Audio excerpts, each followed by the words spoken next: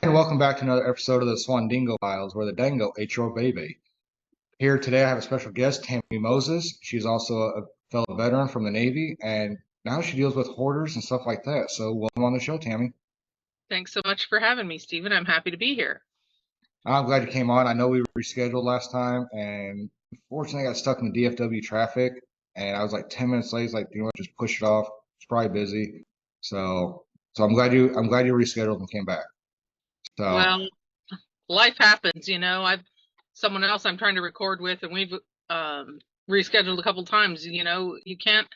That's, I guess, the beauty of the virtual piece as well, is it's not like it's the end of the world. You can pivot pretty easily. So I appreciate you having me on. And I appreciate you coming back. And so today we're just going to talk about why you joined the military, anything that's special that stood out, your transition out, and the difficulties that you might have had or achievements that you had, so that way other veterans know coming out. And then what you're into now today, and how your business is running. So if you want to start off, why did you join the military? Well, I was looking for an escape route, and my dad had been in the Navy, and so I was kind of familiar with that particular branch. The town where I grew up, Port Angeles, Washington, had Coast Guard base, so I kind of saw that side of things. And I had other relatives that had been in the Army, and so I mean, it seemed like it was kind of an option for me that I hadn't really considered until I got really fed up with the living environment I grew up in, and hoarding was a piece of that, but I didn't realize that at the time how traumatizing that experience was as a kid, and I honestly was just looking for a way out. And so I was thinking about this morning, and I was like, well, why did I go in the Navy? And primarily it was to get away, but also, well, like your senior year of high school, well, if you have that experience, you write like, your 10-year plan or whatever it was. And one of my things was to travel and to go to college and to have my own house that I could do whatever I wanted in, decorating, cleaning, whatever. So when I talked to the recruiter, and kind of those things were fulfilled if I went in the Navy, 3 hots and a cot, which is also prison, but this was the Navy. And I was like, well, it fulfills some of my top things. And so I enlisted in my senior year in the delayed entry program. And I had some relatives who were like, what are you doing? Like, why don't you just stay here and go to college? And I'm like, I just spent years in school. I'm sick of school. I want to do something else. And so anyway, I graduated in June. I left for boot camp in August, and basically kind of never looked back. I came home on leave, which was kind of strange, because what I figured out is I had changed, but they hadn't. My family, the people I knew, like, I was different because I'd put myself into a different experience. And what I will say is I had this attitude of I will not fail, which is actually kind of negative when you think about it, because your brain remembers that last thing, fail. And it took me a long time to kind of turn that into, oh, I will succeed. I can do this. I can make it. But it was also like, I felt like I didn't have other options. So it was like I was up against this wall where I have to succeed at this, because I don't know what else I'm going to do if I don't. And I had applied to college. I thought I wanted to be a corpsman, but they didn't have any openings when I enlisted, and I just said, okay, well, I'm going anyhow. I don't necessarily recommend just going in and saying, hey, put me somewhere. I'll be a deck seaman, which basically means you paint ships and do. Oh, I was wondering what that job was. I mean, I can't remember the name of it. You just kind of do whatever they need, whether that's cleaning or. I was lucky because I knew how to type. And so one of the first places I was at, they needed someone to come in and type some stuff. And so I came in and did some typing. And when I think about it, we also organized this enormous warehouse space, and we got it all done. And someone in charge of us said, well, go do it again. And I'm like, dude, we just spent like 2 days cleaning this up. Well, yeah, but if you do it again, it'll build character. I can assure you, we did not do it again. We went in and fiddled around, but we did not like reorganize it again. That was just kind of one of my first things, like, oh, maybe I was a little sassy, but I just thought it was dumb to redo something. And I told him. I agree with you. I totally do. But I went through, so I went to boot camp in Orlando, Florida. Then I went to some additional shipboard training in Orlando. And then I went to San Diego, where we did pipe patching and firefighting and all that stuff to prepare for being on a ship. And, you know, you kind of think you're going through this training and maybe you're never going to use it. And I went to a supply ship. It was pretty new for women to be on board ships, period. But a supply ship was considered basically non-combatant. So, you know, that was kind of where I landed. But the interesting thing is I had prayed, please send me somewhere far away from where I grew up. And I was stationed on that ship and was home ported in Guam. And I got to travel a lot by being on that ship, which again was one of those, you know, 18-year-old little things. I want to travel. During that time, go ahead. The greatest military saying ever: join the military, travel the world, kill people. Like that. Can I just see the world and not do the third part? Right, and you know, I think a lot of times we get caught up in that comparison where, hey, I saw combat, you didn't, you know, and I would personally say I have a lot of respect for the people who really saw things I didn't see, as far as in the desert and killing people and really having to face your own mortality in a way that I didn't have to do that in that way. But I don't feel that makes a person's service less, because you did put yourself out there, and you just don't know where that path could have gone, right? Well, and so I like what you just said there, because, and I was combat arms. I had front line stuff like that, getting shot at, blown up, whatever, and I had fun doing it. But I always appreciated coming back, talking with the mechanics, supply, S1, S4. I don't know if you guys called it that back in the day. Good hot chow. Like, I appreciated that more than going out there and get blown up. So everything that was being done in the rear, I was happy to come back to, and I never thought of any of them, any single person I ever served, any less than me. So I just treated everybody with respect. You know, privates, sergeant, you know, senior, and then officers, of course, you know, got their own little respect because they're ranked. But I never treat anybody less because of their job. It's like, that's dumb. Everybody raise their right hand. We all join. Some people wanted to get an actual skill out of the military versus me. I mean, yeah, I got a skill shooting guns and driving a couple different vehicles, but that doesn't translate to the outside. So I'll never put anybody down for serving, no matter what their job was. You could have been a plumber in the Army. Okay, so at least you got something out of it. Congratulations. So that's just my stance on it. Well, that's kind of, you know, I think it does point to, we all have a role that we play in different people's lives and in different scenarios. And that doesn't make us less than, you know.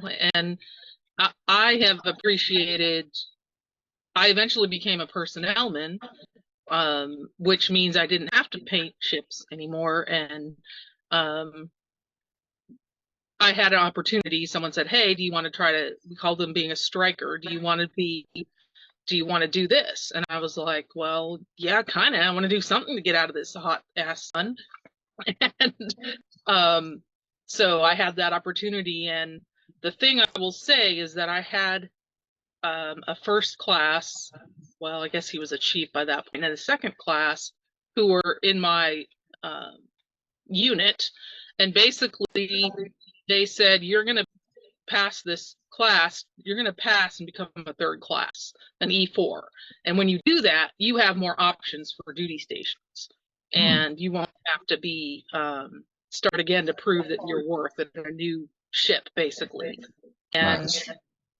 But they were very protective of me, and I would say not every person is fortunate enough to have a chain of command that is that watchful.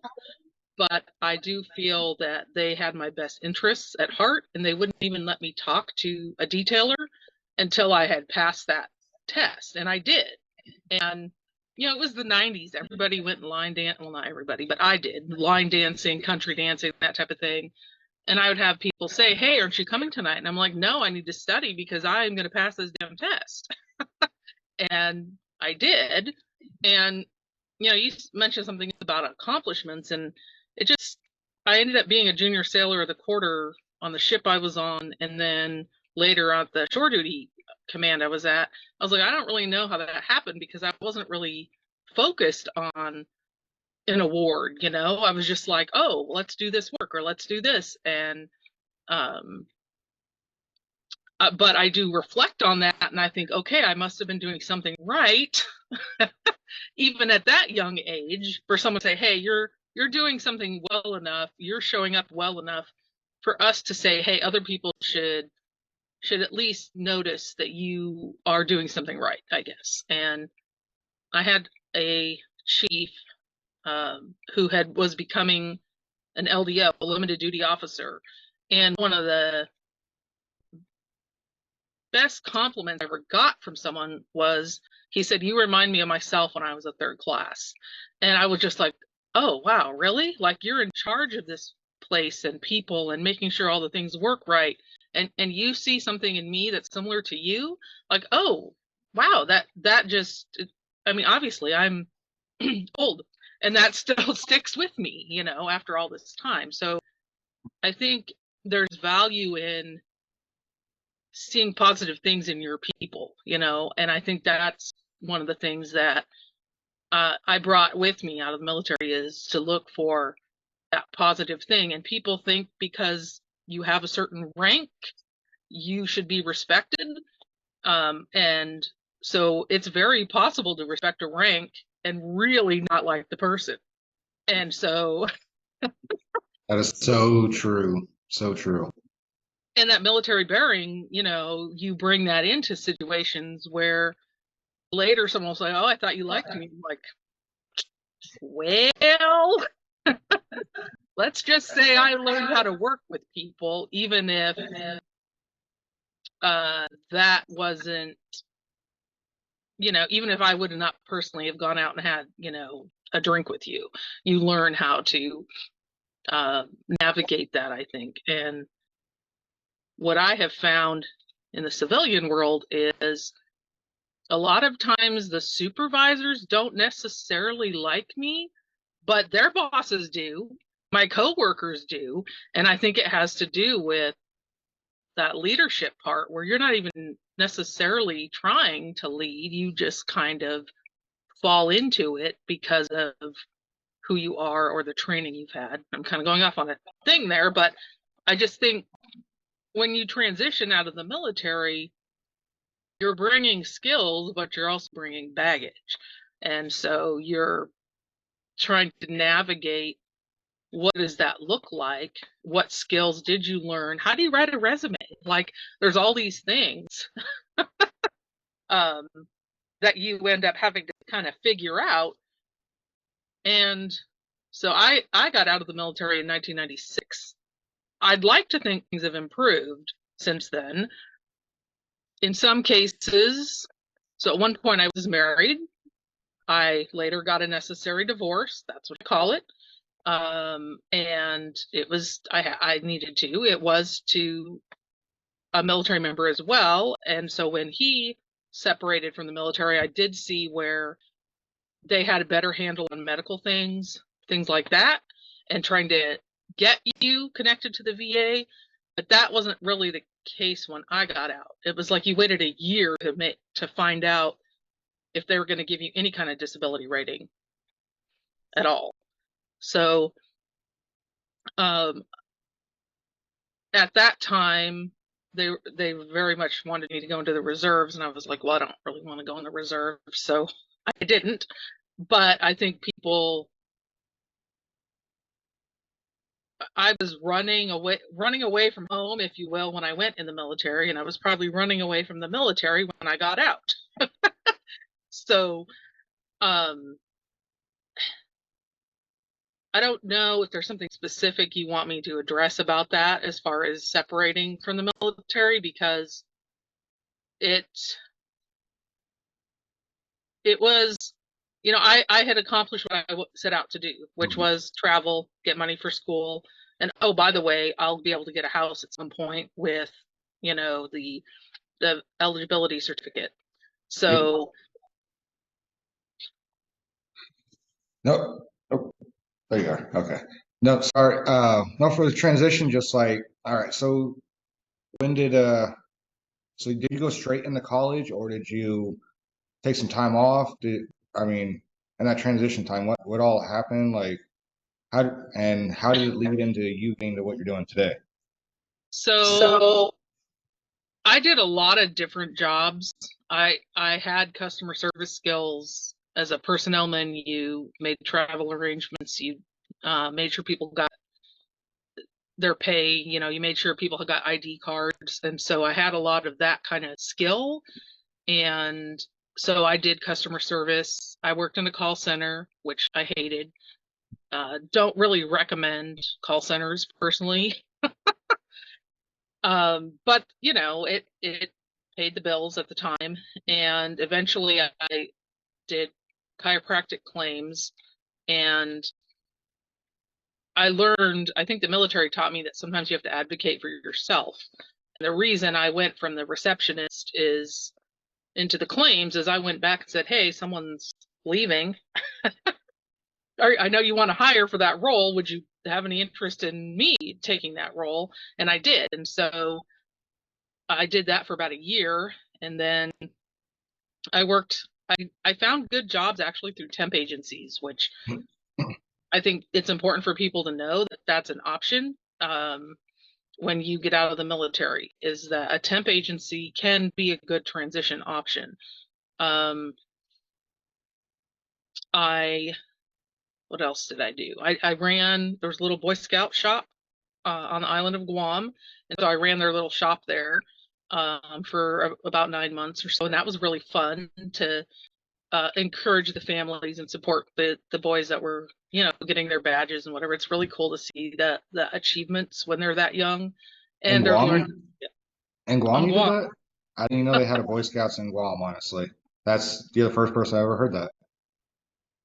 It was a fun job, and I had latitude in that. It was like, oh, you want to have a sale? Okay, make a sign. You want to do this? Okay. And so it was an enjoyable way for me to earn money, but I also enjoyed it because I had a little bit of latitude, a little bit of say in what was happening. And a lot of jobs, you don't always get that. So eventually I did go back to college. I was late 30s when I did that. And I finally did get a bachelor's in psychology. And I had worked for state agency for about 12 and a half years. And so that was the military. You got extra points for having served when you took an exam to get hired. And so that is what helped me get hired with that agency.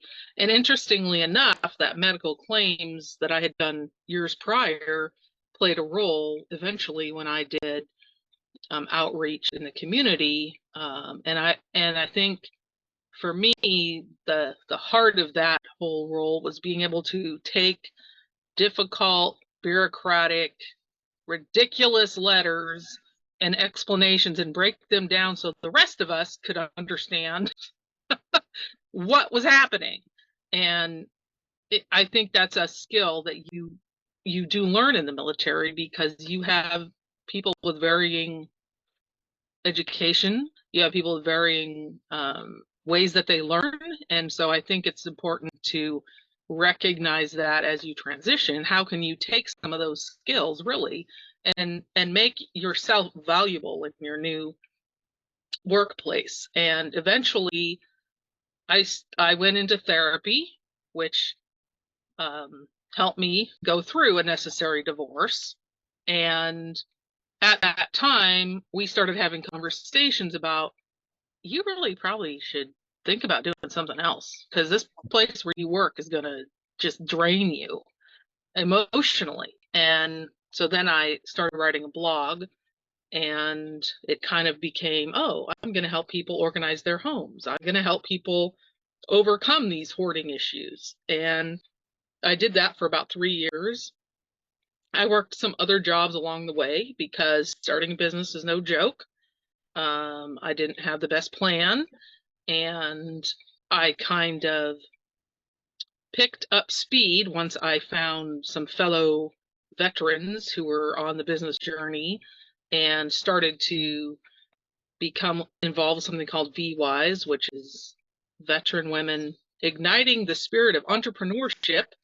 And that's through Syracuse University. And they have a lot of different programs to this day for people who are entering entrepreneurship. But finding a good mentor and someone who can guide you is very valuable when you're starting on something. And frankly, my podcast started on a napkin in a diner in 2019 at the Military Influencer Conference. I know a couple people I think you've already interviewed, Richard Kaufman. Oh yeah, of course. And Annette That's like Whitmer. a must. Yeah, I mean, they were instrumental, along with a few other people there. Kurt from Ballish Woodworks, Trish Lito, like Greg Clark. These people were at this diner, and Mark Dudek and Daniel Curry is the other one. Basically, this group of people said, hey, you should start a podcast, and here's some names we think you should call it. And I walked away with a napkin, which I still have. And, you read other people's stories and you realize lots of good ideas come out of a napkin or a garage or something. And it's, like I said, I never thought I'd talk about hoarding issues, but what I see is a lot of people join the military to escape from something, whether it's a chaotic home life, homelessness, living in hoarding, no food. I don't know if you've interviewed Robert Garcia yet, but Not yet. He has some good stories. He actually is the first person that I interviewed on my podcast. So when you start to find people who are willing to help you launch, even if you are a fledgling little idea, that's what propels you. That's what helps you move through the next step. And I think we try to do too much lone wolf. I did, I know.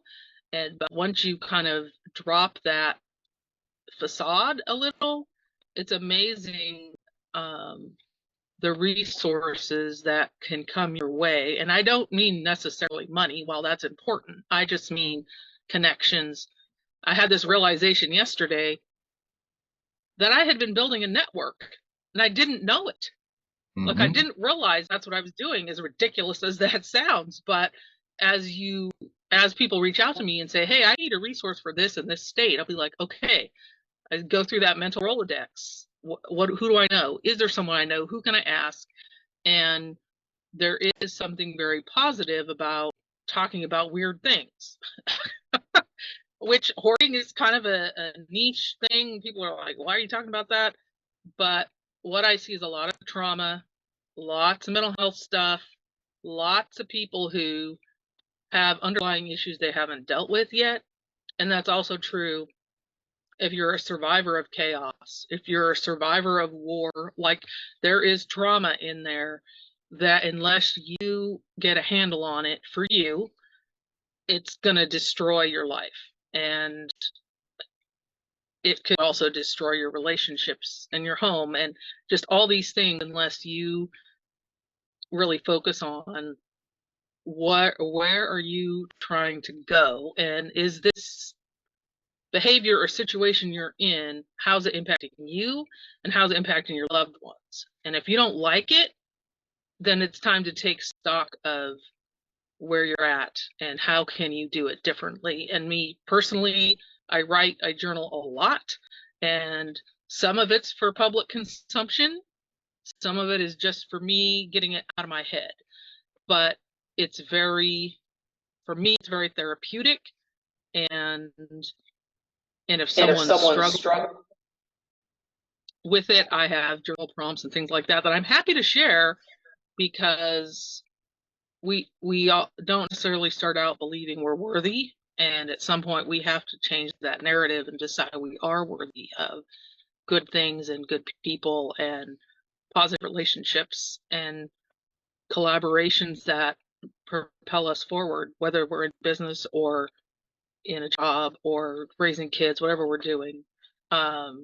It's really important to figure out kind of who's on your team, who's on your side, and whose team are you on? Who can you support? Because there's days when you feel, well, I can speak for myself, when I feel just like, nope, not happening, pour some more coffee.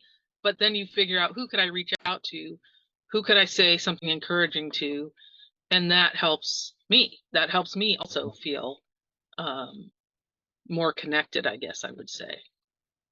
Yeah, that's kind of why I've been doing this, the podcasting, and connect with other veterans, kind of not just the network, but also to hear their story and realize that, mine's not all, I know mine's not the worst, but it helps me when I hear their stories and how they struggled and how they overcame it. So that was really big for me starting this.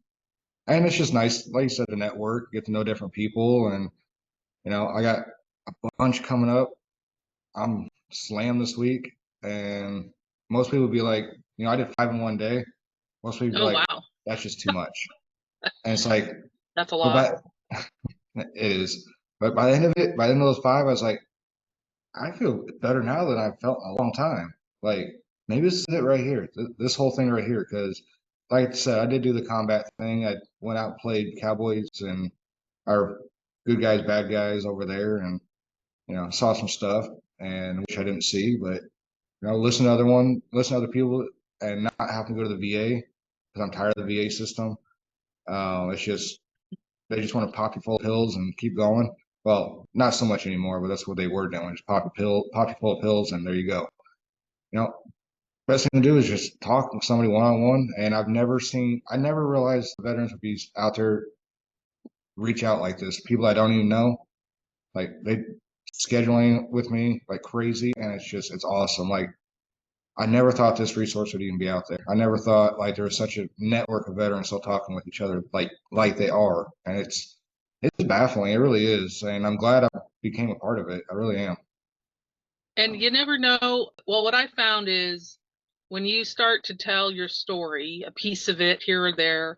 I mean, I was at a business conference. I wasn't at anything related at all to hoarding, but yet you mentioned 2 or 3 things about what you do or what you experience, and all of a sudden people are telling you their story right there. They don't even know you, but there's something about the way you present it, or the way that you're approachable, that you're vulnerable, and they feel willing to share. And so I agree with you. I never really thought I would stumble into this and talking to people and having people want to share their stories, but there's something that we need to do that. And it's amazing to me how many people I met in the military, I'm not necessarily in touch with them today, but how quickly you can develop a bond through a conversation on watch or riding down the road. And there's people to this day that I remember fondly, based on conversations or connections. So the military has its problems, the VA has its problems. The VA needs to work on its bedside manner. Yeah. So I know we're kind of running out of time here, but I recently went to an appointment and they're like, "Oh, are you having thoughts of suicide? Are you safe at home?" And I'm like, what's your, like, in my head, I'm thinking, what's your name? Like, I don't even know you enough to answer the question. Like, you know what I'm saying? Like, Yep. I'm not comfortable enough to say that to you. Like, could we maybe, I don't know, could you take my blood pressure first? Like, I don't know. There just seems like there's a disconnect. There's a new question out there. What gender do you identify as? They ask at the VA now. I was like, yeah, we're not gonna get into that. No, we're not gonna get into that Well, one. for the record, I identify as a threat and screw around and find out. There, that's the polite way. Or I'm a girl. Okay, you know. My daughter thinks I'm a unicorn, so I guess I'll. But so you're doing something right. I guess I am. Yeah. Wow. So I know you're doing a lot of work around hoarding and stuff. I know there's some trauma from your youth with hoarding, and I've seen how severe hoarding can get and how bad people have gotten. So how are you trying to help hoarders now? Like, what is your program about? What does it do? So I have a group, a community for people who can join if you're dealing with this issue, whether you have a hoarding issue or not. Or I focus a lot more on the family members and the loved ones, because usually they see the problem, and a lot of the times the person with hoarding does not. There's a lot of denial in the severity of that situation that they're dealing with. And there's a lot of people who say you should just go in and clean it up. And the thing is that the person with the hoarding issue has a lot of stuff going on. And if you just go in and clean it up with or without their consent, because I've been involved with both scenarios, there's still a lot of trauma that they haven't processed. And it has been shown that if you do a clear out, it might have taken 10 years for it to get that bad. A person who has that issue can come back in and make it just as bad as it was in 6 months or less. And I focus on understanding that the stuff is the tip of the iceberg. The mental health piece is so frequently missed and not addressed that that's part of why people re-hoard. And I do a lot of work around the awareness piece, because people need to know that while clearing it up is quite obviously needs to happen, that's not necessarily your first step unless it's a medical crisis, which, by the way, is often how people get their hoarding gets discovered, is because there's a medical crisis. But on the flip side of that is the first responders who are going into these situations who can't get in the door, or maybe they can, but they can't get out, particularly if there's a fire. And so I have a heart for all the people who come across this and are like, oh my God, what is this? What do we do? And it's kind of a myth that an government entity will come in and just solve the problem.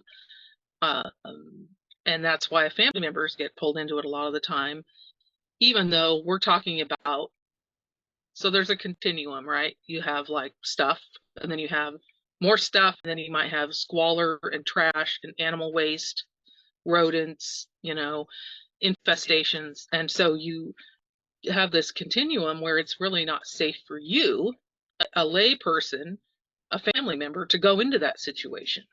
Not to mention how much anger and, frankly, sometimes your parent will disown you over cleaning it up, even though they agreed to it, which I've had this experience personally. And there's a need to be talking about how traumatizing it is trying to deal with this as an adult. Maybe you have your own kids, you have a spouse, you have your own health issues depending on your age. Like, the expectation that the family member should resolve it is just, I think it's extremely unfair to the family as well as to the person with the hoarding issue.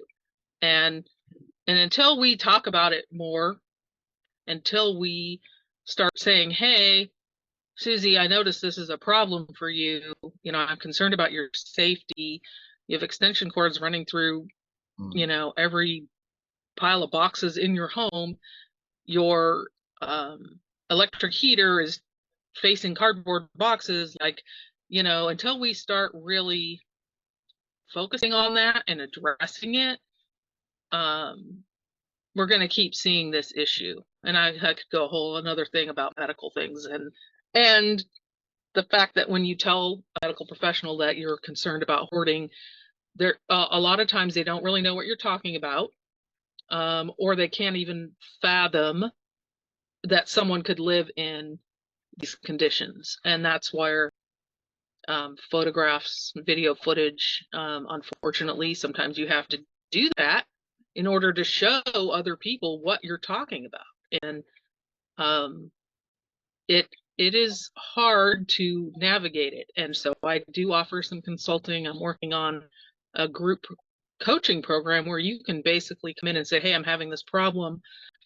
Any suggestions? Any recommendations? Who should I talk to?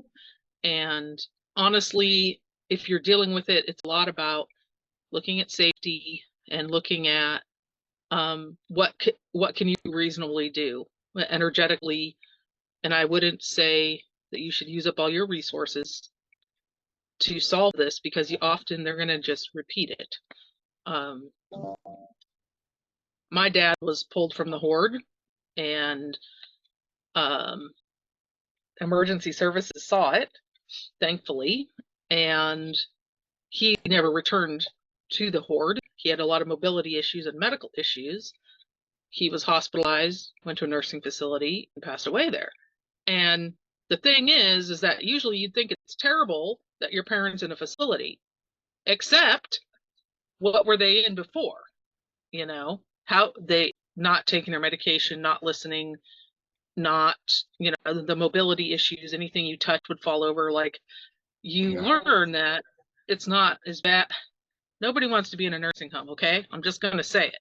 But if you look at the alternatives, would you rather at least have a room that you can navigate around in and go down the hallway for meals? Like, when you're making decisions for your loved ones, they aren't necessarily going to agree with you, but that doesn't mean you aren't making the best informed choice you can at that time.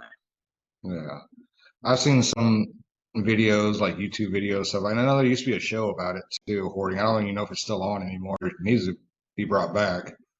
But I used to think the same way, like you said earlier, about people, like, why don't they just clean it up, or somebody go in there and clean it up? And it's like, my wife actually had talked to me, and she told me, it's like, it's not that easy. It's mental. It took them 10, 20, 30 years to build up, and no matter how bad it smells or stinks, they will not get rid of a single thing. So it's bad, and I know there's a lot of health concerns around it too, and there's a lot of people out there dealing with it, and we don't even realize it. It may look normal on the outside, but on the inside, it may not be.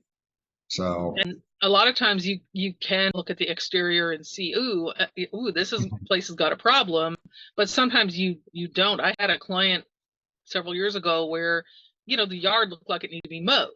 But then once you got in the house, it was like 3 feet of stuff everywhere. Like, you could barely navigate it. And there was a point in her life where that wasn't the case. There was medical issues, things happened, she couldn't bend over anymore. And so when you're dealing with someone that has a longer term illness, it's important to address the housing situation. And that's not even a question we really get asked if you're advocating or navigating. No one really says, hey, is your recovery space going to work for you? Are there trip hazards? People talk about fall hazards, in a very pick up the carpet kind of way, but they don't talk about the 2 feet of trash or electric extension cords that are running through the cardboard boxes, or the fact that you're crawling over stuff to get to your bed, or can't sleep on your bed because there's too much stuff, can't bathe because there's newspapers in your shower, or whatever it is. Like, for some of these people, it's a very extreme, and we aren't addressing it. People say, how can you let your parent live that way? Well, I'm in America, and people get to live how they want to a point. And so you do have limited options sometimes, even if you can clearly see You know, well, I would say as a military member, you can go XYZ, this needs to happen. Boom, and you do it. But someone who doesn't understand that or is dealing with mental health challenges, you can't necessarily explain it in a reasonable way for them. Like there is a non-recognition of the actual problem, and that's very frustrating if you are friend, neighbor, loved one, church member, to, you know, real estate agent. Like, how do you convince someone to get rid of their stuff if they're trying to sell their house? Like, you know, and not everyone like, I would say it's okay to normalize that most of us have mail or laundry, or the kid made a mess in the corner, or there's toys and whatever. Like we're living. I have 6 kids, so I listened to your episode last week and I was like, 6 kids? Holy cow. Kudos to you and your wife for managing all that. I don't know if it's managing them or just keeping from total chaos in this house, because they're only 2 to 11, so very young as well. They eat a lot. No. So how can people get a hold of you? Your social media and stuff like that, website? So my website is thehoardingsolution.com, and I also have the Hoarding Solution Podcast, which is on Spotify and Google Audible. I'm on Facebook, Tammi Moses.